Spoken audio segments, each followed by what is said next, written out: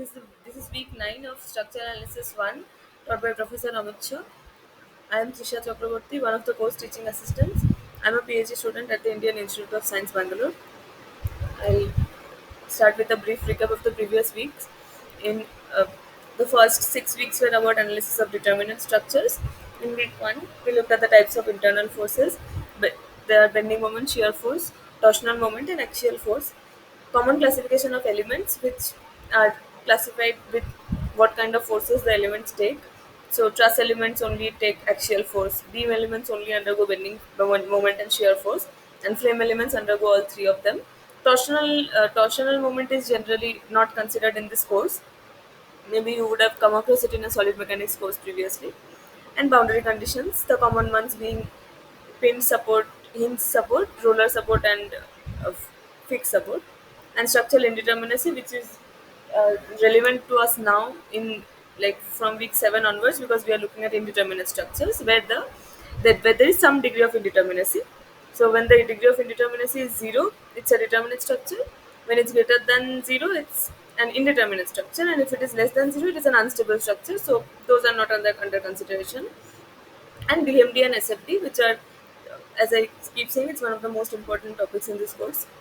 In week 2, we focus specifically on trusses, idealization of trusses with like line elements, how we mm, treat them as two force members, stability of trusses, and solving member forces in a truss with these two methods, method of joints and method of sections. So week 1 and 2 were about the force or stress type responses, and from weeks 3 we looked at the displacement or strain type responses, which correspond to the serviceability limit states, principle of virtual work, and how to use it to like construct the unit load method to determine displacements in a truss. In week 4, we looked at deflection of beams. So now in trusses we know how to find out the displacement on each node. Now what we want is to find the deflection profile of the beams to see how much every section of the beam has deflected. There are three methods we have primarily looked at: elastic curve equation method, which works from the basics using the differential equation; a moment area method and conjugate beam method are different shortcut methods. They are like based on the elastic curve method, but they have some rules and some theorems that you can apply to get results quickly. And week 6 is an isolated topic, influence line diagrams, which is about when the load moves, not the when the influence line diagram is about the position of the load, not the section of response. So it is easy to confuse ILD and BMD SFD, but you should be very clear about the difference.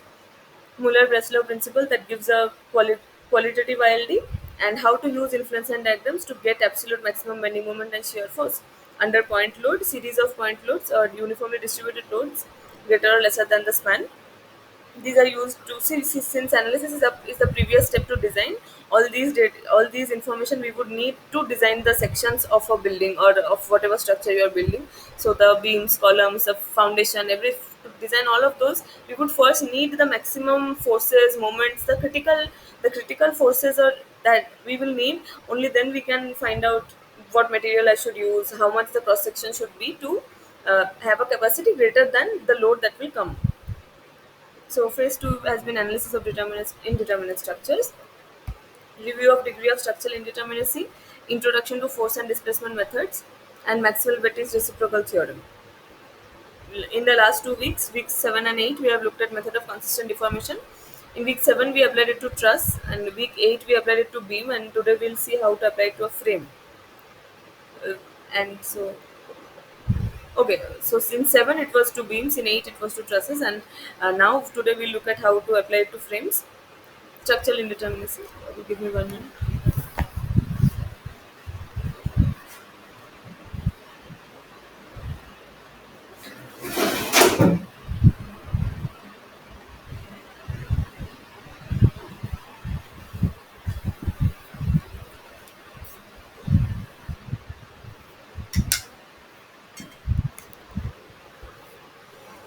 Structures that cannot be analyzed using statics or equations of equilibrium only are called indeterminate structures.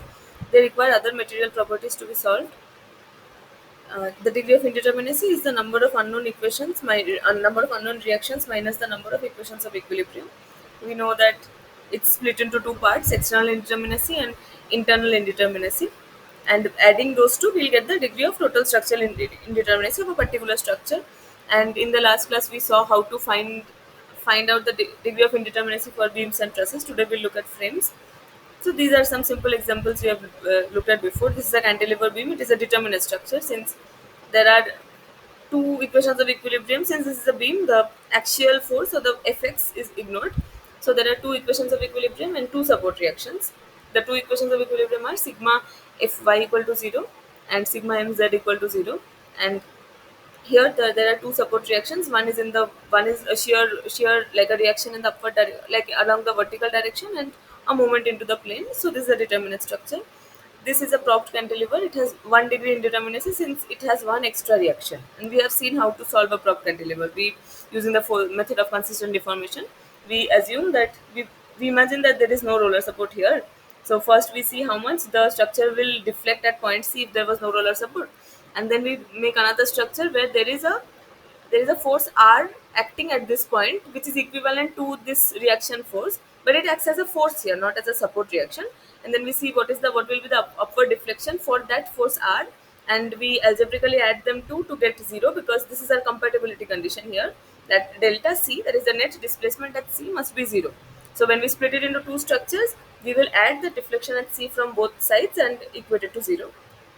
This is a frame with three reactions here, and the equations of equilibrium for a frame are three, because sigma fx equal to 0, sigma fy equal to 0, and sigma mz equal to 0, all are relevant here. So the degree of indeterminacy is 6 minus 3, that is 3. And here there are two here, and three equations, so this is 1 degree indeterminate. These are the rules for rigid frames. So whatever you are looking at, you'll encounter is a rigid frame. Even if they don't mention it separately, you have to assume that they are rigid. So ds, the degree of total structural indeterminacy is 3m plus re minus 3j. So j is the number of joints, just like we have done for trusses and beams. Re is the number of external support reactions, and m is the number of members. And 3m plus re minus 3j minus rr. Rr is when some joints are hybrid, it means that the internal hinge things, like internal hinge, uh, when there is an internal hinge and two members are meeting, the rr will be 1. And for 3D rigid frames, the formula is 6m plus re minus 6j, because basically at every joint here for 2D frame we have three reactions. Like three equations. Fx, Fy and Mz, they have to be 0. And in 3D,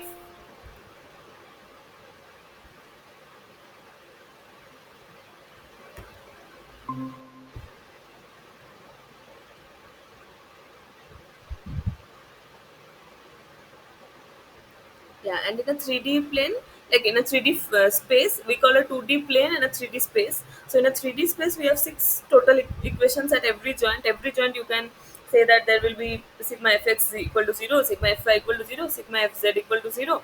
And similarly, three moments. You can imagine, see, x, y, and z are not rigidly determined. X, y, and z can be any three mutually perpendicular directions. That is what defines a space, a 3D space.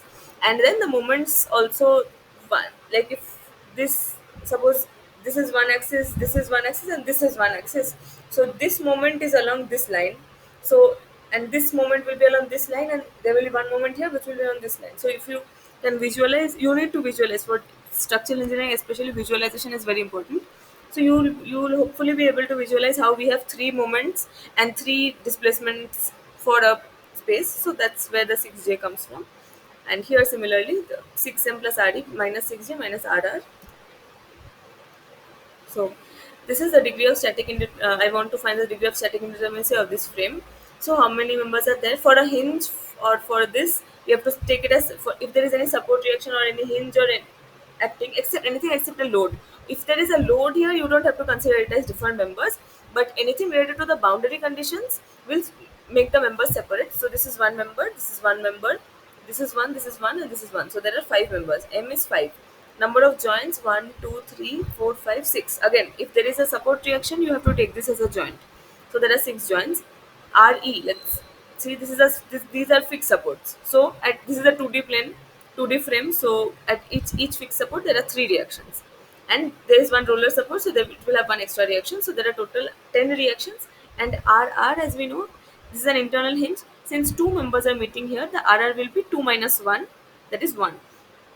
So this, if you apply this formula directly, 3m plus Re minus 3j minus Rr, we get degree of indeterminacy as 6. And there is another approach when we find the degree of external indeterminacy and the degree of internal indeterminacy, DSE and DSI separately. So for DSE is the external indeterminacy is only has to do with the number of support reactions. So there are 10 reactions, there are 3 equations. Blanket there will be 3 equations if you look at a structure externally. If you don't look at its joints, then individual equations that we get at the joints. So if you just look at a structure out from outside in a 2D plane, it will have three equations of equilibrium. So when you are looking at degree of external indeterminacy, this minus 3 will always be there, and for a 3D frame it will be minus 6. So 10 minus 3 7, and degree of structural indeterminacy is 3c minus RR. C is the number of closed loops. Here there are no closed loops, so this is 1 minus 1, and adding we get 6, which is the same one from both. These two formula are basically the same. This, if you add this with this, you will get this. For 2D, for the 2D frame shown here, find the DS. So let's see the number of members: 1, 2, 3, 4, 5, 6, 7, 8, 9, 10, 11. Because this will be considered as two members because there is an internal hinge. The number of joints will be 1, 2, 3, 4, 5, 6, 7, and 8. RE is, this is a hinge support, so two reactions here, one reaction here, so 3. And there is one internal hinge with two members meeting, so RR is 1. And C, the number of closed loops is 4. 1, 2, 3, 4. You can see them, how they form closed loop. All these triangles are closed loops. This one did not have any, this was an open structure. So DSE is Re minus 3, so 0. So basically it means that the support reactions you can solve without any kind of like special method. You can just solve it by the equations of equilibrium. You can solve the support reactions because this is externally determinate. But it has some degree of internal indeterminacy. So 3c minus RR is 3 into 4 minus 1, 11. And if you apply this formula, you will also get 11. This is a 3D hybrid frame. I think it's called hybrid because it has a hinge. Otherwise, I mean, I don't know what exactly a hybrid frame means. Uh, so number of members: 1, 2, 3, 4, 5, 6, 7, 8, 9. So, and the number of reactions is 3 from this fixed support. Sorry, not 6 from this fixed support, 6 from this fixed support, and a hinged support in a 3D space gives me 3 reactions: fx, fy, and fz equal to 0. So 6 plus 6 plus 3 plus 3, that is 18. And J is 9 here: 1, 2, 3, 4, 5, 6, 7, 8, and this in hinge 9. And RR, the formula of RR in the 3D space is 3 into m dash minus 1. M dash is the number of members meeting at the internal hinge. For 2D plane, the formula of RR was m dash minus 1. So if two members meet, RR will be 1. And here, since two members are meeting, the RR will be 3. 3 into m dash minus 1. DSE is number of external reactions minus 6. 6 here because there are 6 equations of equilibrium in the 3D space. 18 minus 6, 12. And DSI is, the formula changes here. It's 6C minus RR, and there's one closed loop here, right? So this is 3. Adding we get 15, and in from this formula, 6 into 9 plus 18 minus 6 into 9 minus 3, this is 15. So this is another. How many closed loops do you see here? There is one here, and one here. So 3 closed loops. The number of members: 1, 2, 3, 4, 5, 6, 7, 8, 9, 10, 11, 12. And RE is, there are 3, 3, 3, 3 from each of these 4 fixed supports, so 12. Number of joints is 1, 2, 3, 4, 5, 6, 7, 8, 9, 10, 11, 12. So see, these are also 1, 2, 3, 4, 5, 6, 10, 6, 7, 8, 9, 10. Yes. So these support points, these fixed support points are also taken as joints. Here also we saw that these points are also taken as joints. It's not just inside the frame. Even each support reaction point is a joint. It's a separate joint. And to find RR, see, at this internal hinge, I see 3 members meeting. And at this internal hinge also, I see 3 members meeting. So RR will be summation of m dash minus 1. So for this, m dash minus 1 is 2. For this also, m dash minus 1 is 2. So we add 2 plus 2, 4. DSE is RE minus 3, so 9. DSI is 3C minus RR, so 9 minus 5, 4, that is 5. And the total degree of indeterminacy is 14. This, from this formula, you will get the same answer. static indeterminacy of this string. This is only one closed loop. The number of members 1, 2, 3, 4, 5, 6, 7, 8, 9, 10, 11, 12. So 12 joints are 1, 2, 3, 4, 5, 6, 7, 8, 9, 10, 11, 12. And support number of support reactions, again there are 4 fixed supports, so 4 into 3, 12. And there are only two members meeting here, so RR will be 1 here. There is one internal hinge. So here what we saw is, if there are two internal hinges, you have to add the RR value for all the hinges. So for this the RR value is 2, for this the RR value is 2, you add them. So basically you can write the formula as a sigma m dash minus 1. So DSC is 9, DSI is 3C minus R, so 3 into 1 minus 1, 2, and adding them we get 11. Get the same from this formula, 3m 3 into 12 plus 12 minus 3 into 12 minus 1, 11. This is a rigid plane, and this support reaction we have spoken about in last class. This is a special support reaction which gives vertical restraint. Since this looks like a roller, so the vertical restraint it gives, like this is lying, the roller is lying on this plane, so it gives vertical restraint to the plane parallel to it.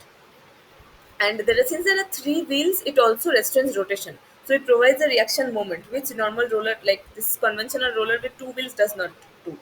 A normal roller, just like normal is what we encounter more, so it just provides a vertical direction restraint, so it only has a vertical support reaction, so that, and the horizontal support reaction and the moment reaction are zero.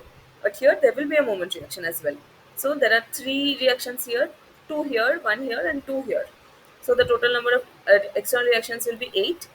Number of members is 1, 2, 3, 4, 5, 6, 7, 8, 9, 10, 11, 12, 13, 14. Number of joints are 4, 4, 4, 12. And there are 3 plus 2 plus 1 plus 2, 8 support reactions and 3 closed loops, as you can see. So you put it in this formula and you see the degree of indeterminacy is 14. Degree of external is 5 and internal is 9. Then we look at the force. As we have looked at so far, we have seen the method of consistent deformation is the force method. So what we basically do is the redundant forces are chosen as unknowns, and additional equations are obtained by considering the geometric conditions or the compatibility conditions imposed on the deformation of the structure. They are called compatibility methods also, because the compatibility conditions are the ones that are used to solve the redundant forces. And it's also called the flexibility method of consistent deformation, which we are looking at now. And this week also we look at method of consistent deformation for frames. And there are some other methods: virtual work, strain energy, method of minimum potential energy, flexibility matrix. These methods we don't look at in details. This course mostly covers this method, the first one. And the complement set of methods are displacement, equilibrium, or stiffness methods.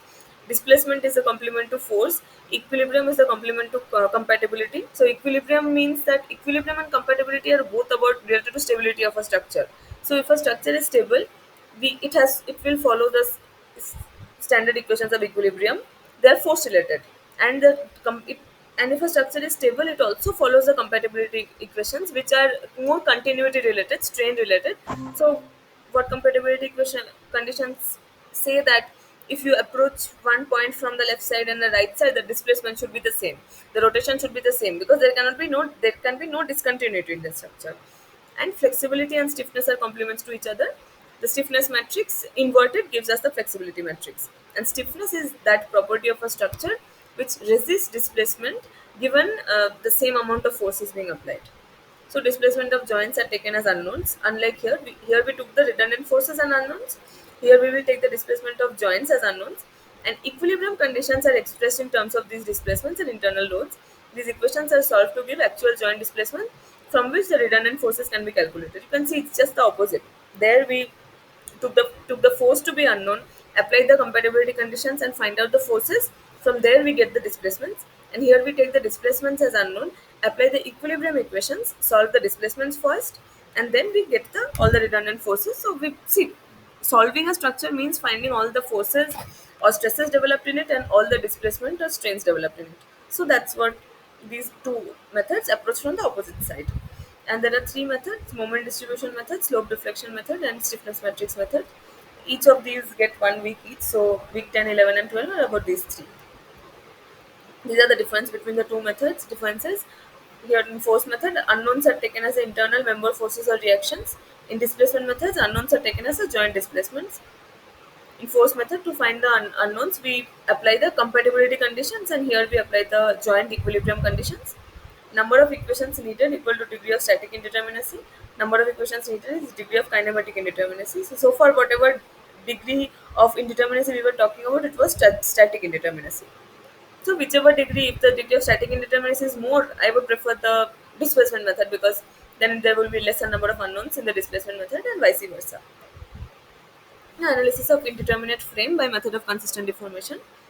We have in the previous classes we have seen how we solve trusses and beams using that. So the principle is not going to change. We just apply it to frames with where the context is different.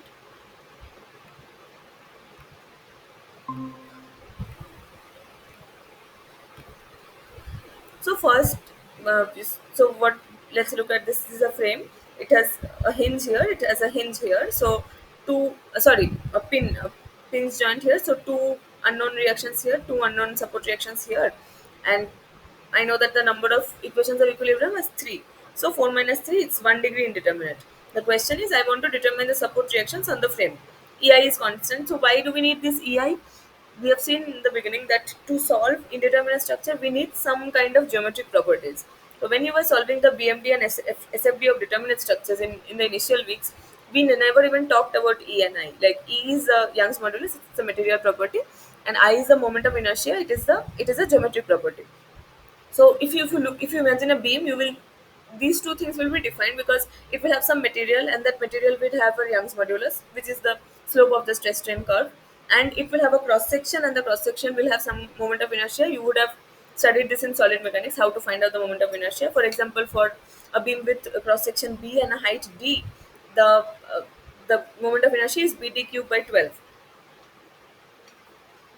They can be found from the formula. You would have learned that earlier. So anyway, when it is a determinate structure, these E and I don't even come into the question. The the bending moment diagram and the shear force diagram of a determinate beam will be same for whatever be the E and I. But here they actually matter. If this member and this member have different EIs, then the answers will come different. So I want to determine the support reactions. With the principle of superposition, what do I do? I firstly I see what is the degree of indeterminacy. I know this one. So by the principle of superposition, we what we do is we split the structure into two parts: the primary structure and the secondary structure. So the concept is that I am going to choose one of, since this is external indeterminate, the degree of indeterminacy is in the external part. You can see that because the number of reactions exceeds the number of equations of equilibrium. So any one of these reactions, the vertical reaction at A, the horizontal reaction at A, or the vertical reaction at B, or the horizontal reaction at B, any one of those I have to choose as. First, I will remove it from in my primary structure. So let us choose a horizontal reaction at support B to be redundant. The pin at B is replaced by a roller, since a roller will not constrain B in the horizontal direction. So the moment I remove the horizontal constraint at B, it becomes a roller support essentially, right? Because it's only restraining the vertical displacement and letting it displace in the horizontal direction however it wants. So there will be some kind of delta B here due to the original loading in the structure. The loading is a UDL on the this beam, and then I need to apply a force corresponding to what my redundant force would have applied. So I know that since I removed the horizontal reaction at B, it will apply a force in the horizontal direction at B. I don't know the direction. I just assume it to be like towards the right. I could get a negative answer as well. So this is the actual structure. I split it into the primary structure, which does not have any horizontal restraint at B, and then and the original loading remains in the primary structure, as you know. And in the secondary structure, there is no original loading. There is only one BX here, which is corresponding to the redundant force I took. And there will be some displacement here as well. And my compatibility condition will be that whatever displacement I get here and whatever displacement I get in this structure, these should add up to zero, since there actually is a hinge support there. So the vertical displacement is actually restrained. I know that. So now in trusses also we saw how we approach this. FBB is the flexibility coefficient, which we find out, and BX is the magnitude. So the total flexibility coefficient is basically FBB, means that if a unit load is applied at B, the displacement at B is FBB. So the displacement here will be bx into fbb, because bx is because fbb considers only a unit load was applied here, but I'm actually applying a load of magnitude bx, so it is multiplied here. So the equation of compatibility is that delta b plus bx in fbb should be 0. Okay, so now the terms delta b and fbb will be computed using the method of virtual work, just like we did for for the frame. No, sorry, for the trusses. The frame's x coordinate and internal moments are shown here. So for delta b, we require application of real loads and a virtual unit load at b. So we know how to find that. Here we apply a one kilonewton here, and first we solve the support reaction of this determinate structure. This will be, since the UDL is 8 here and the span, let's see what the span was. The span is 5. So the for total load, downward load is 40 kilonewton. And since this is symmetrical, see, I mean it's not symmetrical about the vertical plane, but if you look in this way, it is symmetrical. So A and B will have equal amount of reaction. So it will be 20 and 20, 20 here, 20 here. And since there is no applied horizontal force, this this hinge support at A does not have any horizontal force here. So I write down the moment. If you approach from this side, the moment is 20. Approach from this side, go a distance x1.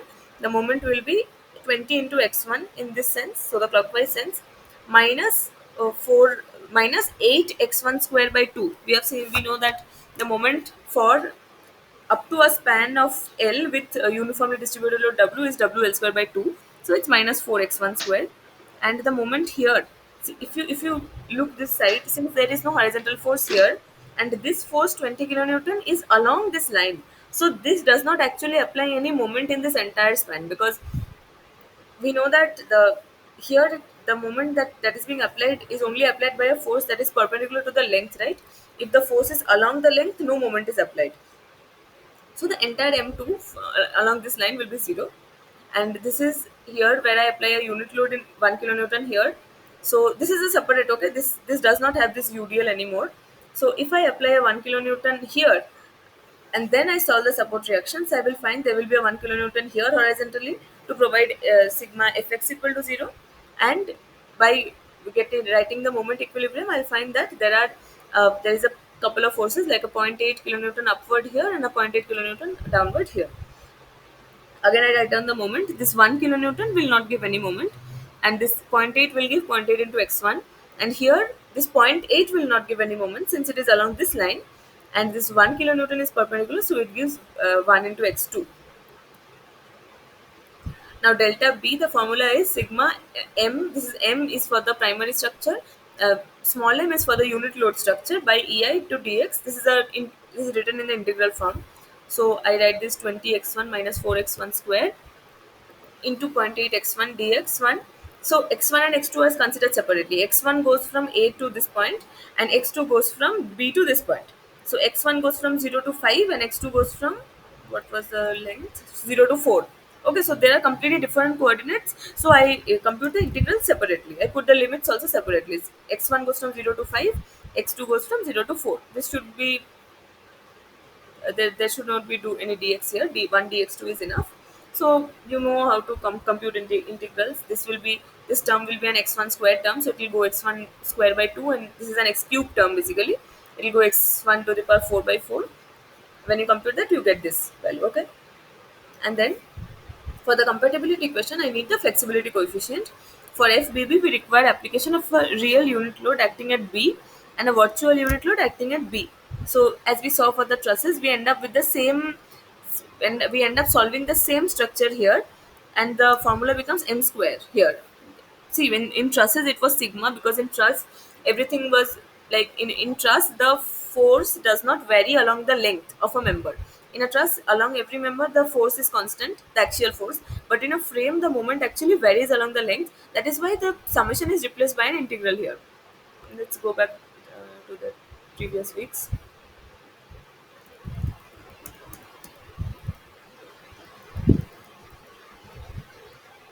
So look, the formula we applied there was sigma ANL by AE, where N small n is the unit load structure, capital N is the original structure, and AE as them are the material properties. For axial force, the material property relevant is cross sectional area, because if you pull a rod like this, you would have learned this in class 8 or 9 anyway, that if the force is F and the cross section area is A, the stress developed will be F by A. So for axial loading, the geometry property I'm concerned with is A, and for bending moment, shear force, that kind of thing, I'm concerned with the I, the moment of inertia. But anyway, you see the pattern. The pattern here is for the sigma AC, for the delta AC, for the primary structure, the formula is sigma n capital N L by AE, and for the flexibility coefficient, it's small n square L by AE, sigma of that. And what we are doing currently now is exactly of the same form. Yes, so the delta B is integral capital M small m by EI, and dx, since this m varies along with x, this dx is basically that the L there is replaced here by a dx, integral dx. So, and for the comparative compatibility, we get a similar sort of thing, m square by EI, integral dx of 0 to L, and this 0 to L is written in a general term. Here there are two distinct members, so I split it into x1 and x2. So it's in the same way, point x1 square dx1, integral 0 to 5 by EI, and this is 0, since this should be, I think this should be point 0.8 or something. 1x square dx EI, and you add this and get this, and I put it in the formula. 0 is delta B plus dx, FBB should be 0. So now I have delta B, I have the flexibility coefficient, so I will get what is the amount of B that will be generated in that point to ensure that there will be no net displacement at B in the horizontal direction. So I get Bx as minus 3. Yes. Is there any question?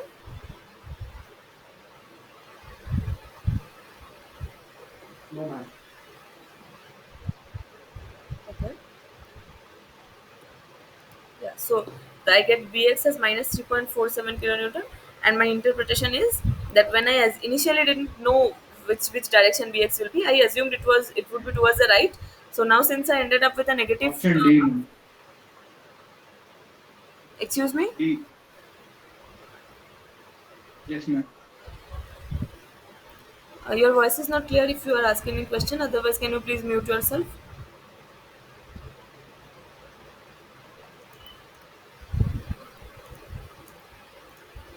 Yes. So I originally assumed the Bx to be in the towards the right, and since I get a negative answer, my answer will be that it is actually towards the left. It's another example. Determine the moment at fixed support A for the frame shown. A is constant. So again, for the first step is find out the degree of indeterminacy. There are three support reactions here, and one, this is a roller, and see, this is an inclined member, but a roller always gives a support reaction perpendicular to the plane it lies on. So since it lies on the vertical plane, it will give a horizontal direction reaction. So there is one reaction here, three here. So again, this problem is also 1 degree externally indeterminate. There is no internal indeterminacy. You can put it in the formula and see. So by inspection, the frame is indeterminate to Yeah, the first. calculated using 2.08 into A by D. Yes, ma'am. Are you? Sorry, ma'am. Sorry. If you have anything to say, can you write in the chat box? Your voice is not clear.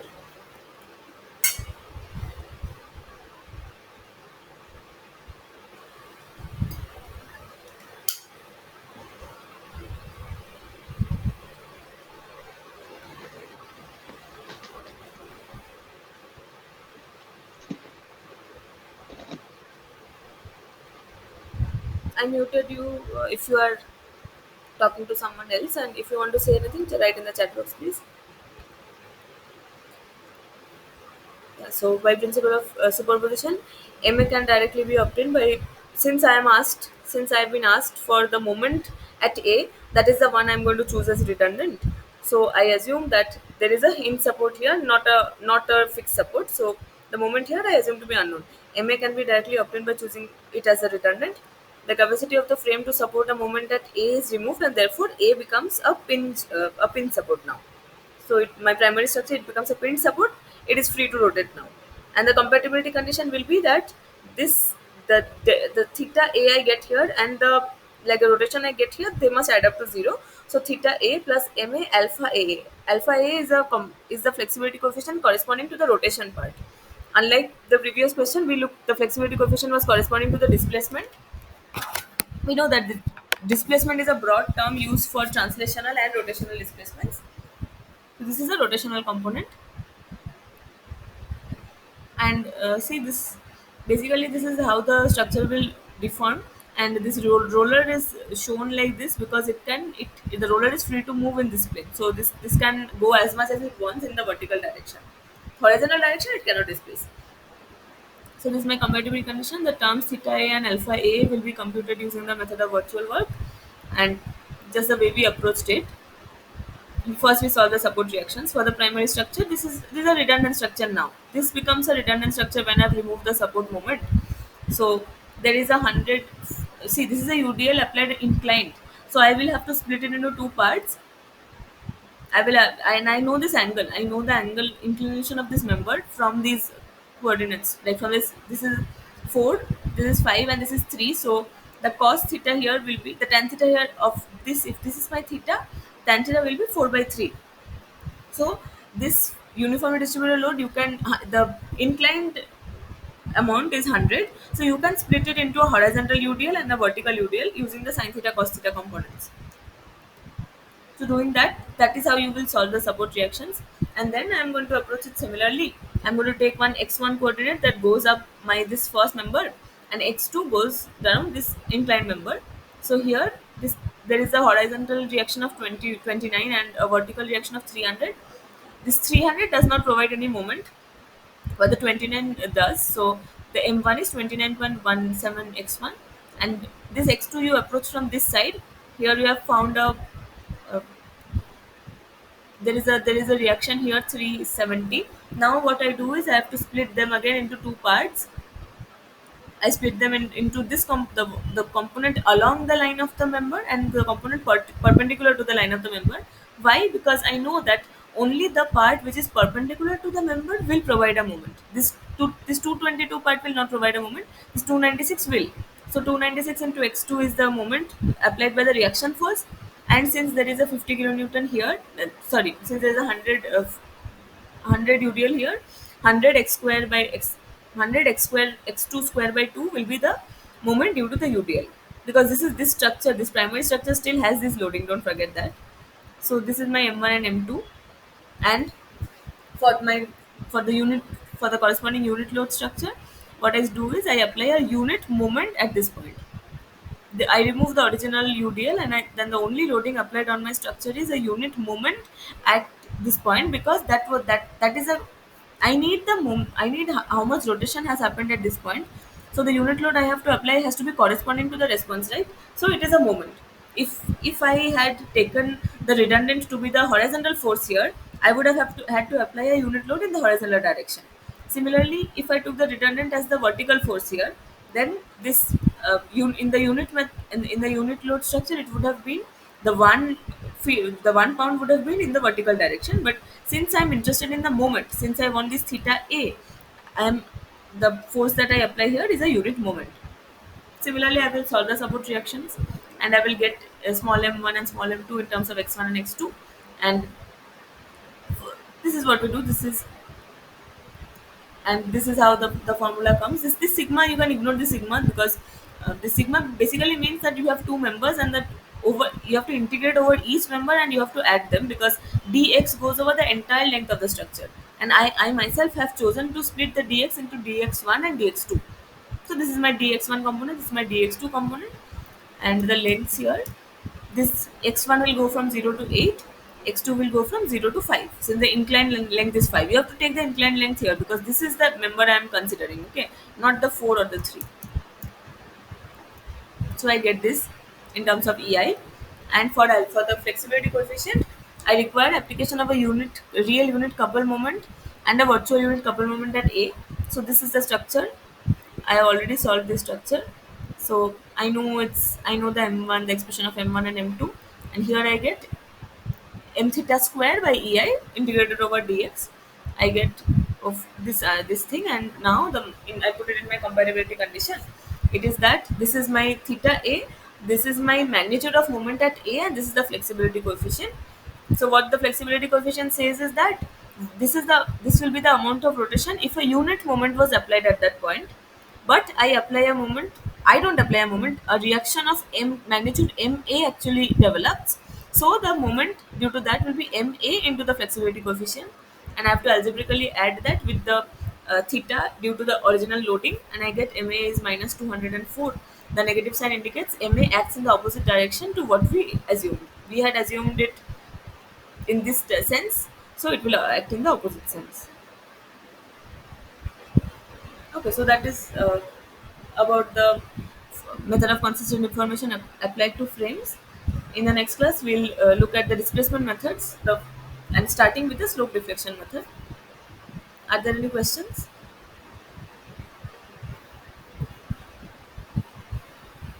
No, ma'am. Okay, if there are no questions, you can leave. I'll wait for a while to see if anyone has any question.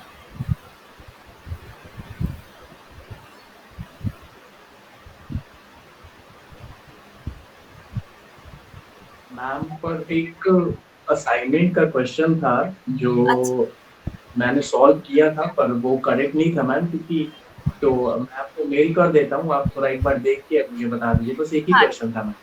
ठीक है, ठीक है, sure.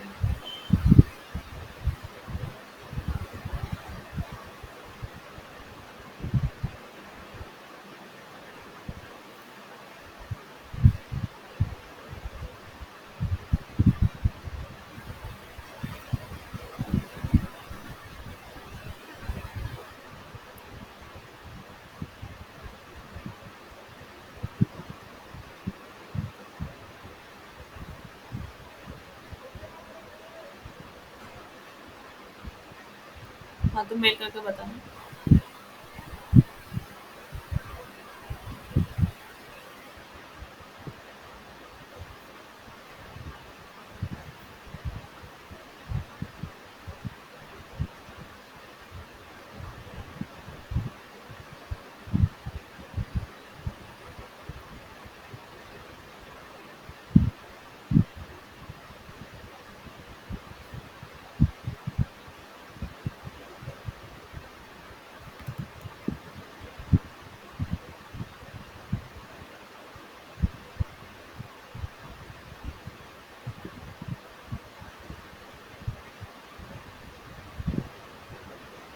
Ma'am मैंने share कर दिया। अच्छा,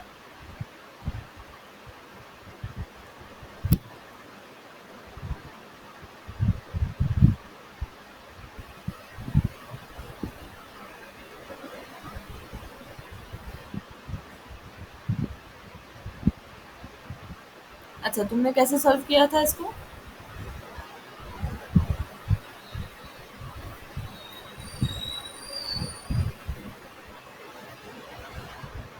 hello?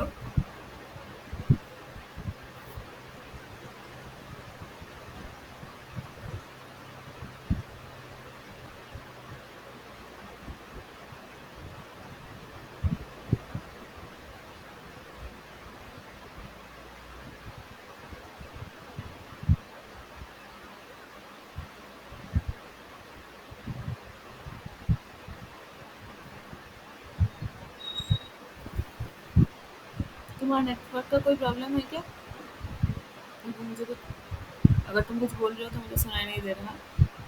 So you said you solved it and it was not correct. So how did you solve it?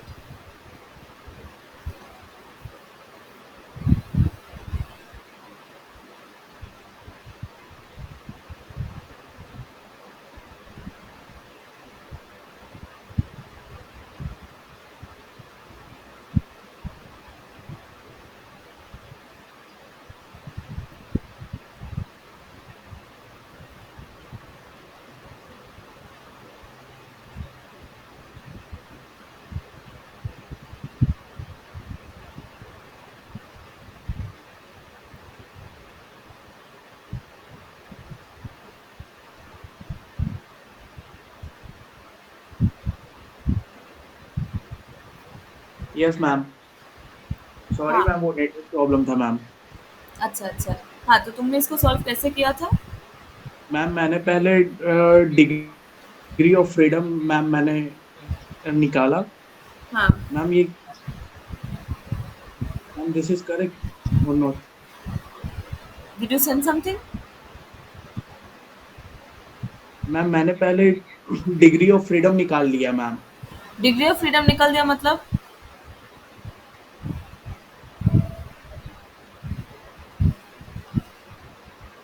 Degree of freedom निकलना मतलब क्या है?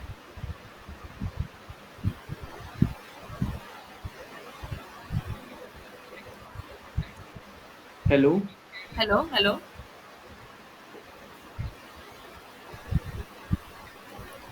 मैम। हेलो हाँ, तुम्हारा वॉइस बहुत ब्रेक हो रहा है बार-बार। तुम अपना सॉल्यूशन भेज मैम। सकते हो मैम मुझे? मैम इसको मैंने स्टीफनेस मेथड से सॉल्व किया है मैम। हाँ, तो हाँ। हाँ, तो तुम अपना सॉल्यूशन भेज सकते हो मुझे? फिर मैं पॉइंट आउट कर सकती हूँ कहाँ पे गलती हुआ है या गलती हुआ है या नहीं।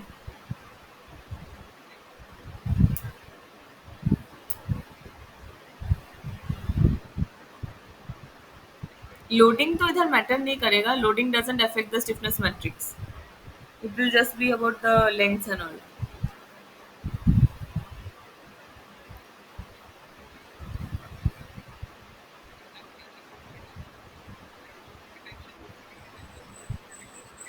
मैम हाँ, हाँ।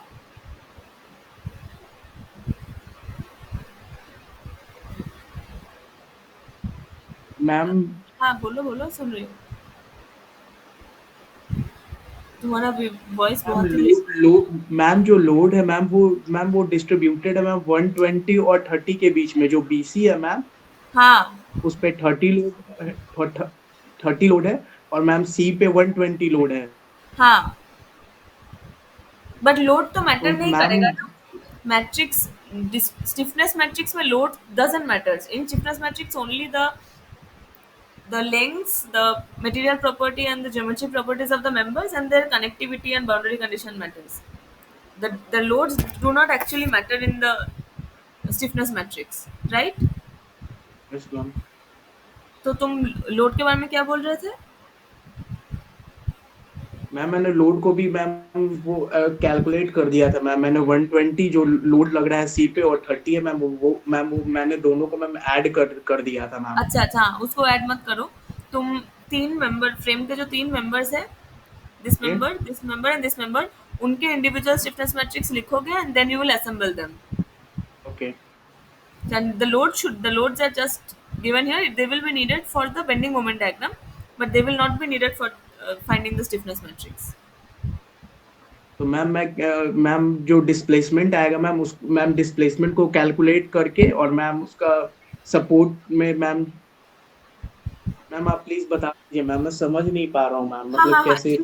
ठीक है, ठीक है। सुनो, सुनो। What is, I have never heard of the term displacement matrix. Wait, let me check.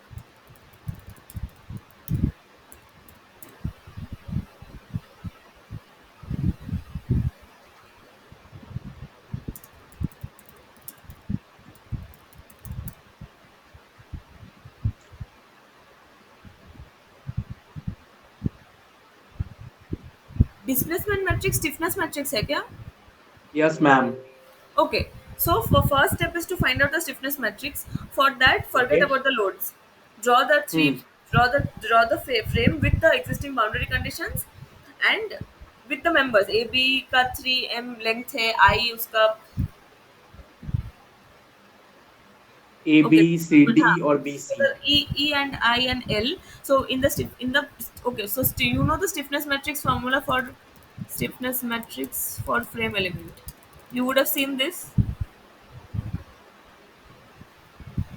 Wait 1 second.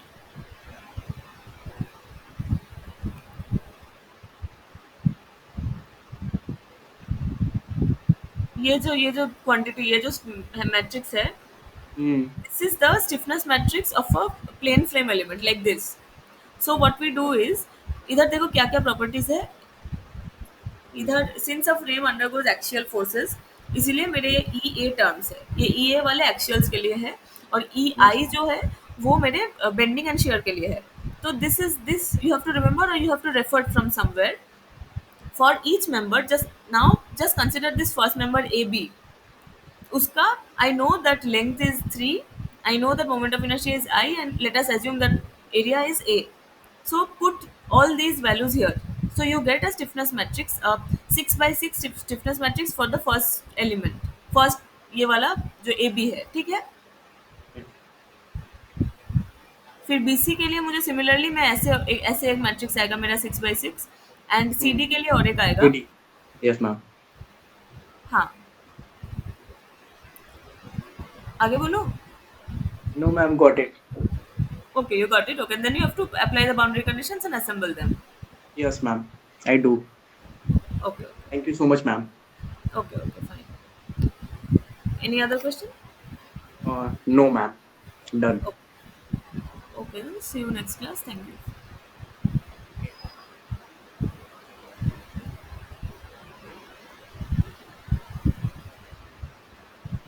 Good night, ma'am. हाँ.